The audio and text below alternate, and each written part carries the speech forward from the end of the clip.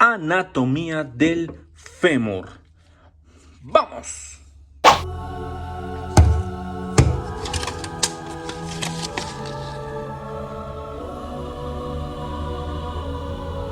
El miembro inferior está constituido por 4 segmentos. Estos son la cintura pélvica o la cintura del miembro inferior, el muslo, la pierna y el pie. Y hoy vamos a hablar del muslo, que está formado solamente por un hueso. Ese es el fémur. Entonces, el fémur es un hueso largo, un hueso par, un hueso asimétrico que presenta en su parte posterior una ligera curvatura cóncava, y solamente por fines de un mejor estudio vamos a utilizar el fémur del lado derecho. El cuerpo humano tiene obviamente 2 huesos fémur, uno del lado derecho y uno del lado izquierdo. Entonces vamos a usar el fémur del lado derecho. Después de la breve descripción que acabo de dar, tenemos que mencionar también que en su extremo superior, que enseguida vamos a hablar más detalladamente sobre eso, pero en su parte superior el fémur se articula con el hueso coxal, con el acetábulo del hueso coxal, y en su extremo inferior con la tibia. A continuación, más detalles sobre las partes de este hueso.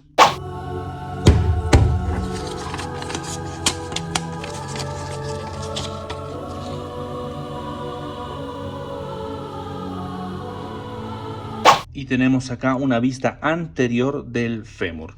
Y como todo hueso largo, el fémur también se divide en 3 áreas, que es un cuerpo y 2 extremos. El cuerpo, también llamado diáfisis, y el extremo superior y el extremo inferior. El extremo superior también recibe el nombre de epífisis proximal y el extremo inferior el nombre de epífisis distal. Es muy importante mencionar esto porque puede confundirse al momento de describir cada parte de este hueso.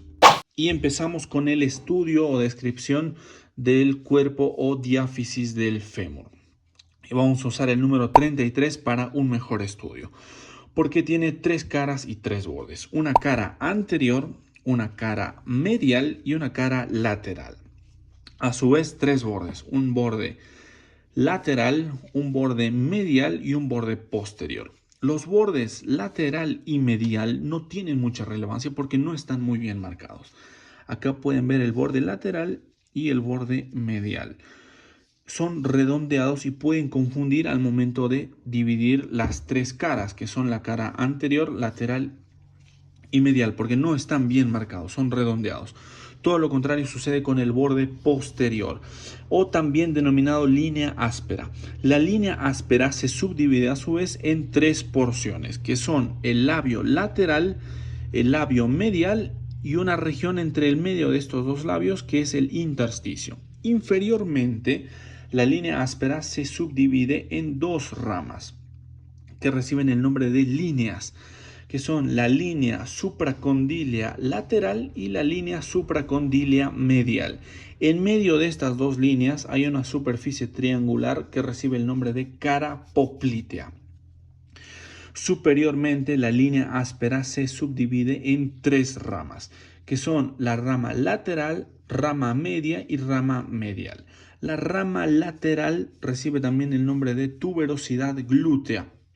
Más adelante vamos a ver que presta inserción a un músculo muy importante. La rama media recibe el nombre también de línea pectínea. No está bien marcada en algunos huesos como en este, pero en otros sí.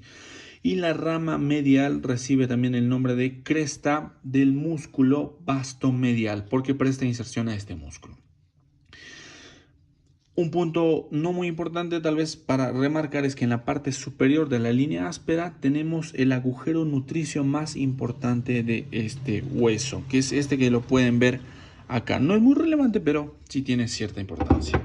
Y en el extremo superior o epífisis proximal no vamos a detallar bordes y caras, que sí las hay y sí están en los libros, pero es complicarse mucho. Y vamos a mencionar solamente las partes más importantes de este hueso.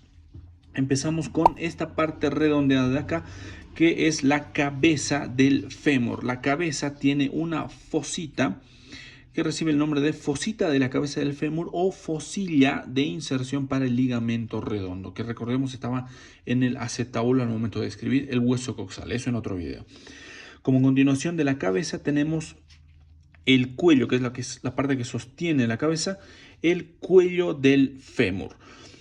Algunos libros como el de Testud le llama a esto cuello anatómico y a otra porción que es esta de acá, cuello quirúrgico. Sin embargo, la mayoría de los libros solamente le llama a esto cuello del fémur. Vamos a irnos a la parte posterior, si tuviéramos que describir el hueso, a la cara posterior, y vamos a encontrar dos eminencias muy marcadas. Esta de acá recibe el nombre de trocánter mayor y esta de acá el nombre de trocánter menor. Entre ambos trocánteres hay una cresta que los divide. Recibe el nombre de cresta intertrocanteria o intertrocantérica. Libros como el de Rubier menciona que también hay una línea intertrocantérica, pero no está bien marcada, así que no vamos a hacer mucho hincapié en eso. También acá presentamos que en la parte que está marcando mi dedo, un tubérculo recibe el nombre de tubérculo cuadrado.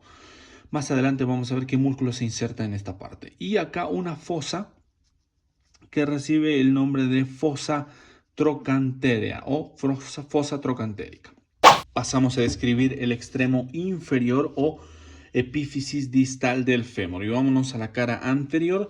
Tenemos acá una región que recibe el nombre, esta de acá que estoy marcando con mi dedo, recibe el nombre de cara o carilla rotuliana porque va a conectarse con la rótula o patela. Vamos a estar hablando de eso en otro video. Y acá los dos cóndilos que vamos a describir a continuación. Tenemos acá el cóndilo medial y el cóndilo lateral. Entre ambos cóndilos hay una fosa, acá en el medio, que recibe el nombre de fosa intercondilia.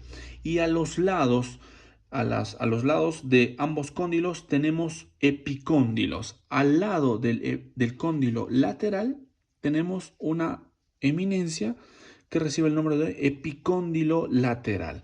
Y al lado del cóndilo medial también tenemos otra eminencia que es esta de acá, recibe el nombre de epicóndilo medial. Superiormente no olvidamos las dos líneas supracondilias, la línea supracondilia lateral y la medial, y al medio la cara poplitea. Vale la pena mencionar también que algunos autores, algunos libros como el de Rubier, por ejemplo, mencionan que hay dos tubérculos acá en la continuación, en la parte interior de las líneas supracondilias.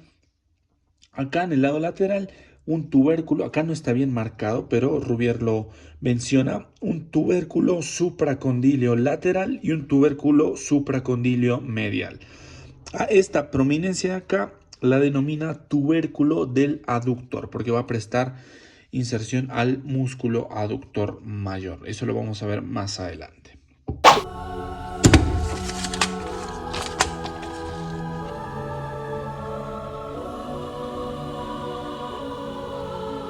Tenemos en color rojo a los orígenes musculares y en color celeste a las inserciones musculares.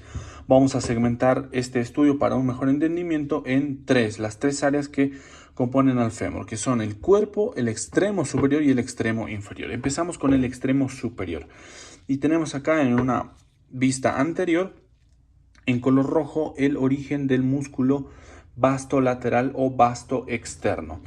Continuando acá casi ya en el trocánter mayor, la inserción del glúteo menor. Ya propiamente en la cara lateral o externa del trocánter mayor tenemos la inserción del glúteo medio. Y ya hablando del borde superior del trocánter mayor, tenemos una serie de inserciones que van de superior a inferior, de arriba hacia abajo. Tenemos acá primero la inserción del músculo piriforme, más abajo la inserción, esta de acá, la inserción del gemelo o gémino superior, más abajo la inserción del obturador interno, más abajo la del gémino o gemelo inferior y más abajo, casi por la cresta intertrocantera, la inserción del músculo obturador externo. Tenemos acá también una línea arciforme en color celeste que corresponde a la inserción del músculo cuadrado femoral. Finalmente, en el trocánter menor tenemos dos inserciones musculares más que corresponden, esta de acá al psoas mayor y esta al músculo ilíaco. Continuando con el cuerpo o diáfisis del fémur, tenemos diferentes orígenes e inserciones musculares. Partimos con esta de acá, marcada en color rojo toda esta de acá, que corresponde al origen del músculo vasto intermedio. Tenemos también en la cara anterior, casi llegando y rondando el borde medial del fémur, al origen del músculo vasto medial o vasto interno. Más acá en la porción inferior tenemos al origen del músculo articular de la rodilla. Nos vamos hacia la cara lateral y cara medial, también a la línea áspera o borde posterior. Tenemos diferentes inserciones musculares. Partimos con esta de acá, que corresponde a la tuberosidad glútea, es la inserción del músculo glúteo mayor. Vámonos a esta otra inserción que es también corta, corresponde al músculo pectíneo. Vámonos a esta de acá, una línea también relativamente corta que marca todo este espacio de acá, corresponde a la inserción del aductor menor. Y a su lado tenemos esta línea que va pegada al origen del músculo vasto interno, que corresponde esta línea de acá a la inserción del aductor largo.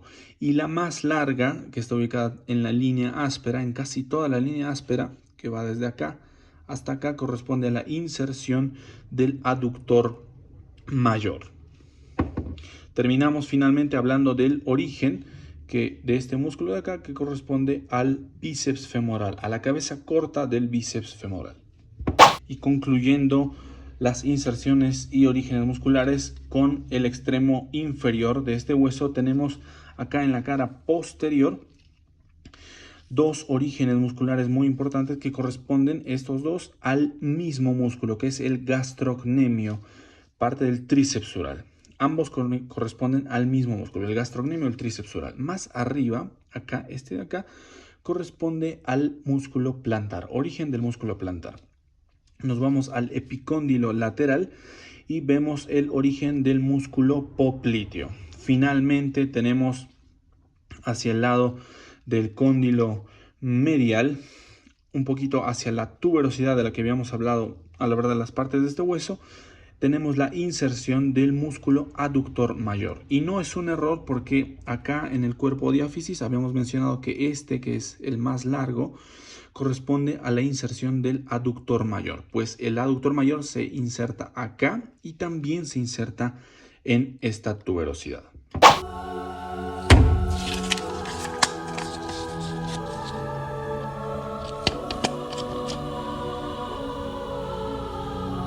Y en color amarillo he marcado las diferentes regiones donde se insertan los diferentes ligamentos que unen al fémur con el hueso coxal en el extremo superior y la tibia o perone, como lo vamos a ver más adelante, en el extremo inferior. Vamos con el extremo superior primeramente.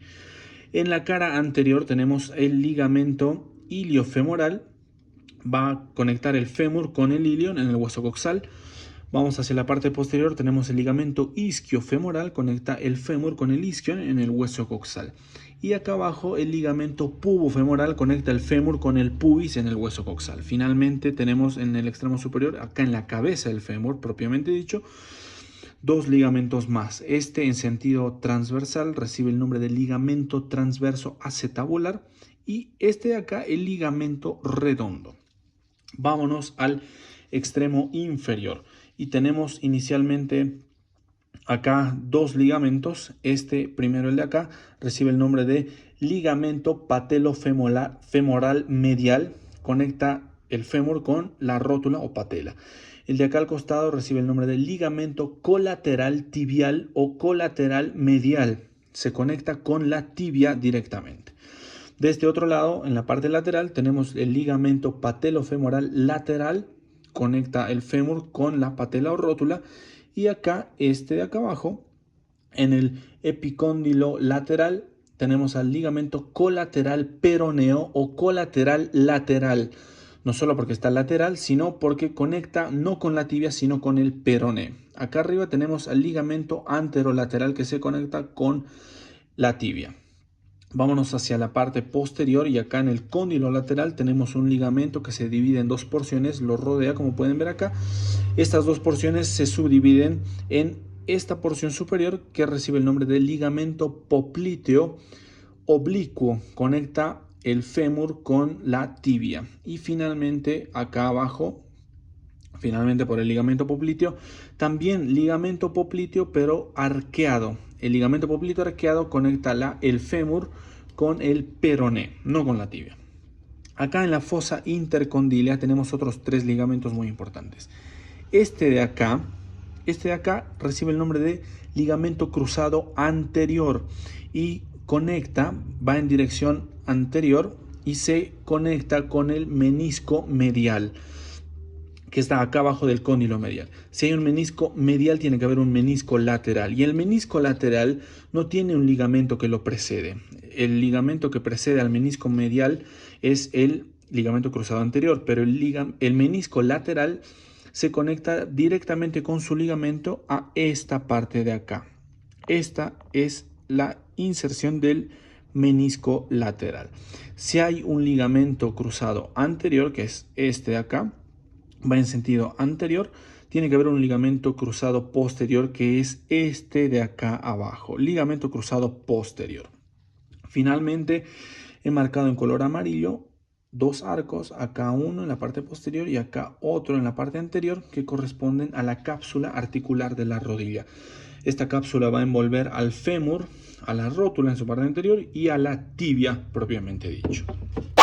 Muchas gracias por ver este video. Recuerden que todas las referencias bibliográficas para la realización del mismo están en la descripción. Nuevamente, muchas gracias y nos vemos en una siguiente oportunidad. ¡Chao!